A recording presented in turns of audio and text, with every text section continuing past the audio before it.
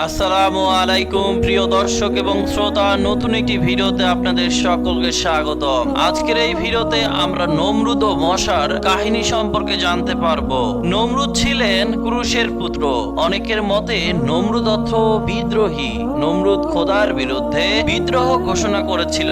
আর আমরা তার সম্পর্কে ইতিহাস এবং অন্যান্য ধর্ম পুস্তকগুলোতে যা পাই তা এটাই প্রমাণ করার জন্য যথেষ্ট যে তার শক্তি ও ক্ষমতা এবং দম্ভের প্রকাশ আকাশ ছুঁয়েছিল, যা সহজভাবে বলতে হয় তিনি একরকম ঐশ্বরিক শক্তির সঙ্গে প্রতিদ্বন্দ্বিতায় নেমেছিলেন।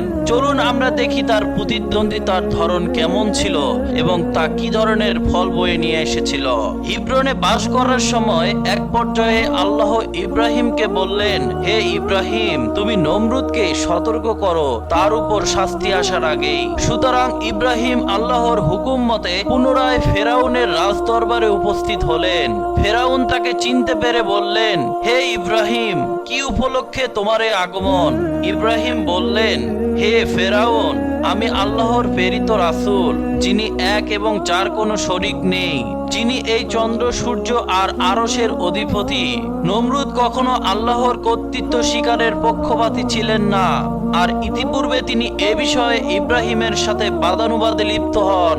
নমরুদ ইব্রাহিমকে তাকে সিজদা দিতে বলে, আর সে সময় যখন ইব্রাহিম তাকে সিজদা দিতে অস্বীকার করে এবং নমরুদকে উদ্দেশ্য করে বলে, আমি সিজদা করি একমাত্র আল্লাহকে, যিনি আমার প্রতিপালক। আর তাতে অবাক হয়ে ফেরাউন জিজ্ঞেস করে, হে ইব্রাহিম, কে তোমার প্রতিপালক? যখন ইব্রাহিম বলল, আমার প্রতিপালক তিনি, যিনি জীবন দান করেন এবং মৃত্যু ঘটান। সে বলল, অর্থাৎ নমরুদ বলল, আমিও জীবন দান করি এবং মৃত্যু ঘটিয়ে থাকি। ইব্রাহিম বলল, নিশ্চয়ই তিনি সূর্যকে উদিত করেন পূর্ব দিক থেকে, এবার আপনি তাকে পশ্চিম দিক থেকে উদিত করে দেখান।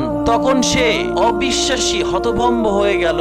সে সময় নমরুদ ইব্রাহিমের সাথে পুনরায় তার প্রতিপালক সম্পর্কে আর কোনো বিতর্কে লিপ্ত হননি। বিতর্কে লিপ্ত না হয়ে সরাসরি ফয়সালার পথে বেছে নিয়েছিলেন। এক কথায় নমরুদ ইব্রাহিমের সাথে চ্যালেঞ্জ করলেন। তাই নমরুদ ইব্রাহিমকে বললেন, হে ইব্রাহিম, দুনিয়ার রাজত্ব তো আমার, আর শীঘ্রই আকাশের রাজত্ব আমি তোমার আল্লাহর কাছ থেকে ছিনিয়ে নিব। আর নমরুদের এ কথার জবাবে ইব্রাহিম বললেন, হে ফেরাউন, কিভাবে আপনি আকাশে পৌঁছাবেন? তিনি বললেন, আমার বিজ্ঞ পরিষদ বর্গ আমাকে এ ব্যাপারে পূর্ণ পথ বাতলে দেবে। তারপর নমরুদ যখন এ ব্যাপারে পরিষদ বর্গের পরামর্শ চাইলেন, তখন পরিষদ বর্গের একজন পরামর্শ দিলেন সুউচ্চ এক টাওয়ার নির্মাণে, যাতে করে তার চূড়া থেকে বেহেশতে লুকিয়ে থাকা ইব্রাহিমের খোদাকে সহজেই ধরাশায়ী করা যায়। তারপর দীর্ঘদিন হাজার হাজার শ্রমিকের অক্লান্ত পরিশ্রমে টাওয়ার অফ বাবেল নির্মিত হলো। এই টাওয়ার অফ বাবেল সম্পর্কে বাইবেলে আছে। যাই হোক, তারপর নমরুদ টাওয়ারের চূড়ায় আহরণ করলেন। এই দুই সময়ে পরিষদ বর্গের একজন ইবলিশ হয়ে নমরুদকে একটি অদ্ভুত পরামর্শ দিলেন। তার পরামর্শে 4টি বৃহৎ শকুনকে লালন পালন করা হলো। অতঃপর একটি সিন্দুক তৈরি করে শকুন 4টিকে কয়েকদিন অভুক্ত রেখে ওই সিন্দুকের 4 কোণায় বেঁধে দেওয়া হলো। শকুনের নাগালের বাইরে কিন্তু দৃষ্টির সীমানায় ঝুলিয়ে দেওয়া হলো মাংসের টুকরা। ফেরাউন ও তার সেনাপতি প্রস্তুত হয়ে সিন্দুকে আরোহণ করলেন। যাই হোক, শকুনেরা মাংসের টুকরা খেতে চাইল, আর তাদেরকে নিয়ে সিন্দুক সহ উড়াপানে উড়ে চলল ঊর্ধ্ব আকাশে পৌঁছে, অর্থাৎ যেখান থেকে আকাশ বা পৃথিবীর কিছুই দৃষ্টিগোচর হয় না। নমরুদ প্রস্তুতি নিলেন তীর নিক্ষেপের। তারপর তারা একের পর এক তীর উপরের দিকে নিক্ষেপ করলেন। তারপর তারা একের পর এক তীর উপরের দিকে নিক্ষেপ করলেন। এই সময় আল্লাহ জিব্রাইলকে বললেন, আমার এই বান্দা যেন নিরাশ না হয়। এদিকে সকল তীর নিক্ষেপ শেষে নমরুদ পৃথিবীর পৃষ্ঠে ফিরে আসতে চাইল। সেজন্য শকুনগুলিকে নিম্নগতি করার লক্ষ্যে সিন্দুকের উপরের দিকে ঝুলিয়ে দেওয়া মাংস একইভাবে নিচের দিকে ঝুলিয়ে দেওয়া হলো।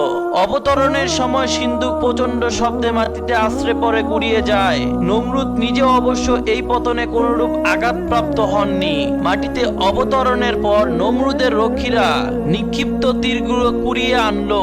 সেগুলো পাওয়া গেল তার সবগুলোই রক্ত রঞ্জিত।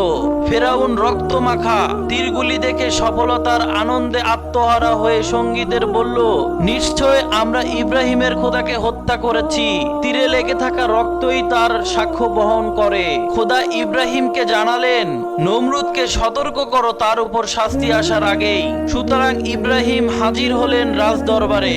এবার তাকে দেখে উৎফুল্ল হলেন নমরুদ। বললেন, নিশ্চয় আমরা তোমার খোদাকে হত্যা করতে সমর্থ হয়েছি। তিনি তার সিংহাসনের পাশ থেকে একটি তীর হাতে নিয়ে আত্মগর্বে সেটিকে প্রখর করতে করতে বললেন, তীরে লেগে থাকা রক্তই তার সাক্ষ্য বহন করে।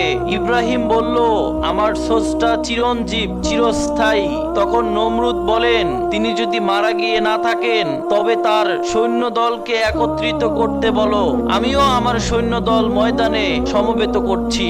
ইব্রাহিম তাকে বললেন, আল্লাহকে ভয় করেন, তিনিই তো আপনাকে রাজ্য ও রাজত্ব দান করেছেন, আর তিনি পর জগতের প্রতিফল দাতা। কিন্তু ফেরাউন তার কথায় কান না দিয়ে বলেন যে দুনিয়ার অধিপতি কেবল তিনি, আর তিনি 3 দিনের সময়ও বেঁধে দিলেন। নির্দিষ্ট দিনে নমরুদ তার সেনাবাহিনী ময়দানে সমবেত করবেন। বেঁধে দেওয়া 3 দিনের ওই স্বল্প সময়ে তিনি যথেষ্ট সংখ্যক সৈনিক সমবেত ঘটিয়েছেন।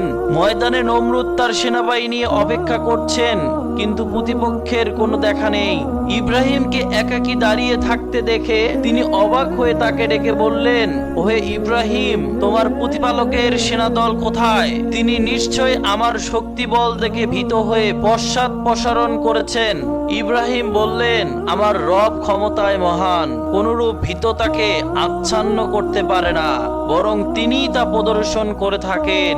একথা নিশ্চিত যে তার সেনাদল ময়দানে এসে পৌঁছাবেই, আর তা অতি অল্প সময়ের মধ্যেই। নমরুদ সেনাপতিদের বললেন, যুদ্ধ পতাকা উড়িয়ে দাও, সতর্ক হও, নাকারা বাজাও। 60 লক্ষ সেনার শোরগোলে ভূমিকম্পিত হলো। ফেরাউন পুনরায় ইব্রাহিমকে বললেন, ইব্রাহিম, কোথায় তোমার রবের সৈন্য দল? ইব্রাহিম দূরে আকাশের দিকে আঙ্গুলি নির্দেশ করলেন। দূরে কালো রঙের এক মেঘ দেখা যাচ্ছে। যখন সেটা কাছে মাথার উপরে চলে এলো, লক্ষ লক্ষ মশার গুনগুন কলতানে চারদিক মুখরিত হলো। মশা, ক্ষুদ্র এই প্রাণীটি সন্ত্রাসী, বেপরোয়া, রক্তের নেশায় জীবনের ঝুঁকি নিয়ে তারা আক্রমণ করে মানুষ পশুকে। আর এই মশা তো আল্লাহ প্রেরিত, যুদ্ধের নিমিত্ত। কিন্তু ফেরাউন এদের ব্যক্তিত্বকে খাটো করে দেখলেন, অবজ্ঞার সুরে বললেন, এ তো মশা, তুচ্ছ এক প্রাণী, তার উপর নিরস্ত্র। তোমার রবের কি অস্ত্র ভান্ডার বা মালখানা নেই? এখানে বলে রাখা ভালো, অনেকের মতে এগুলো মশা ছিল না, মশার আকৃতির আকারে আরো ক্ষুদ্র প্রাণী, মাংসাশী। ইব্রাহিম বললেন, আমার রবের সেনাবাহিনী সম্পর্কে আপনার কোনো ধারণা নেই। আপনার এই সেনাবাহিনীর জন্য তিনি এই তুচ্ছ নিরস্ত্র মশাকে যথেষ্ট মনে করেছেন, আর নিরস্ত্র হলেও এরা তাদের যুদ্ধ কৌশল জানে। এখন আপনি শুধু এই বাহিনীর মোকাবেলা করে আপনার শক্তি, সামর্থ্য ও মেধার পরিচয় দিন। অন্যদিকে এই মশা বাহিনীর সঙ্গে কিরূপে যুদ্ধ করতে হয় তা ভেবে পাচ্ছিল না নমরুদের সেনারা। এত ক্ষুদ্র প্রতিপক্ষের বিরুদ্ধে তাদের পূর্ব কোনো যুদ্ধের অভিজ্ঞতা বা ট্রেনিং কোনোটাই নেই। সুতরাং তারা হতভম্ব হয়ে আদেশের অপেক্ষায় সারিবদ্ধভাবে নিশ্চল দাঁড়িয়ে রইল। এই অবসরে প্রতিটি সৈনিকের মাথার উপর একটি করে মশা অবস্থান নিল। অতঃপর কেউ কিছু বুঝে ওঠার পূর্বেই তারা তাদের নাসিকার পথে মস্তিষ্কে প্রবেশ করলো। তারপর দংশন। সেনাবাহিনীর মধ্যে বিশৃঙ্খলা সৃষ্টি হলো। হিতাহিত জ্ঞান শূন্য হয়ে তীরান্দাজগণ উঠতে তীর নিক্ষেপ করতে লাগলো, আর পদাতিত সেনারা নিজেদের চতুষ্পার্শ্বে অন্ধের মতো তরবারি চালাতে শুরু করলো। এভাবে একে অপরকে নিজেদের অজান্তেই তারা আহত ও নিহত করে ফেললো। নমরুদ পালিয়ে প্রাসাদে ফিরে এসেছিল। এ সময় একটি দুর্বল মশা তাকে তাড়া করলো। শিরস্ত্রণের চতুষ্পার্শ্বে কয়েকবার প্রদক্ষিণ শেষে সুরঙ্গ করে তার নসিকাপথে মস্তিষ্কে ঢুকে পড়লো। তারপর ধীরে সুস্থে মগজে দংশন শুরু করলো। যন্ত্রণায় অস্থির হয়ে পড়ল নমরুদ। উম্মাদের ন্যায় প্রাসাদে প্রবেশ করলেন। এ সময় দিশেহারা হয়ে পাদুকা খুলে নিজের মাথায় আঘাত করতে শুরু করলেন তিনি। এতে মশার দংশন বিরত রইল। তিনি একটু আরাম বোধ করলেন, কিন্তু আঘাত বন্ধ করতেই মশা পুনরায় দংশন শুরু করলো। অবশেষে নমরুদ তার মাথায় মৃদু আঘাত করার জন্য একজন সার্বক্ষণিক কর্মচারী নিযুক্ত করলেন। সুদীর্ঘ 40 বছর তিনি এই দুঃসহ যন্ত্রণা ভোগ করেছিলেন। এটা অদ্ভুত ছিল যে পাদুকা ব্যতীত অন্য কিছুর আঘাতে মশার দংশন বিরত থাকতো না। সে সময় ইব্রাহিম তার সঙ্গে সাক্ষাৎ করে বললেন, হে ফেরাউন, এখনো সময় আছে। আল্লাহকে সর্বশক্তিমান এবং অদ্বিতীয় বলে স্বীকার করে নিন। তাতে তিনি আপনার পাপসমূহ ক্ষমা করবেন এবং আপনি এই কঠিন বিপদ থেকে মুক্তি পাবেন। নমরুদ মনে করতেন খোদাকে স্বীকার করে নিলে তার ক্ষমতা ও প্রভাব বিলুপ্ত হবে। তাই তিনি উত্তর দিলেন, হে ইব্রাহিম, আমি দুনিয়ার অধীশ্বর, অন্য কাউকে আমি স্বীকার করি না। ইব্রাহিম বুঝতে পারলেন যাকে আল্লাহ পথ প্রদর্শন করেননি সে কখনো পথ খুঁজে পাবে না। তিনি হতাশ হয়ে ফিরে এলেন। অন্যদিকে নমরুদের সার্বক্ষণিক দায়িত্বে নিয়োজিত কর্মচারী অতিষ্ঠ হয়ে পড়েছিল। এক মুহূর্ত অবসর নেই, সামান্য বিরতিতেই তিরস্কার। এক সময় তার মনে এমন বিরক্তি ও ক্রোধের সৃষ্টি হলো যে সে তার পাদুকা দ্বারা সজোরে এক আঘাত হানে। এই আঘাতেই নমরুদের মৃত্যু হয়। দর্শক শ্রোতা, আপনাদের যদি এই ইতিহাসটি ভালো লেগে থাকে অবশ্যই ইসলামের উঠান চ্যানেলটিকে সাবস্ক্রাইব করে পাশে থাকা বেল আইকনটি বাজিয়ে দিবেন।